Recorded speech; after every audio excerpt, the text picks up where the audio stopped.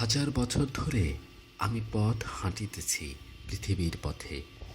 সিংহল সমুদ্র থেকে নিষেধের অন্ধকারে মালয় সাগরে অনেক ঘুরেছি আমি।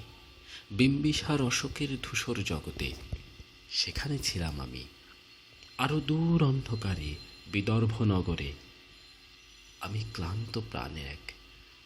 চারিদিকে জীবনের সমুদ্র সফেন। আমার দণ্ড শান্তি দিয়েছিল নাটোরের বনলতা সেন। চুলতার কবেকার অন্ধকার বিদিশার নিশা, মুখ তার শ্রাবস্তির কারুকার্য। অতি দূর সমুদ্রের পর হাল ভেঙে যে নাবিক হারায়েছে দিশা, সবুজ ঘাসের দেশ যখন সে চোখে দেখে দারুচিনি দ্বীপের ভেতর, তেমনি দেখেছি তারে অন্ধকারে। বলেছে, এতদিন কোথায় ছিলেন?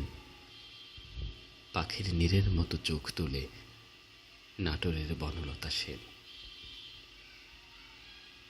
সমস্ত দিনের শেষে শিশিরের শব্দের মতো সন্ধ্যা আসে। ডানার রৌদ্রের গন্ধ মুছে ফেলে চিল। পৃথিবীর সব রং নিভে গেলে পাণ্ডুলিপি করে আয়োজন। তখন গল্পের তরে জোনাকির রঙে ঝিলমিল। সব পাখি ঘরে আসে, সব নদী ফুরায় জীবনের সব লেনদেন। থাকে শুধু অন্ধকার, মুখোমুখি বসিবার বনলতা সেন।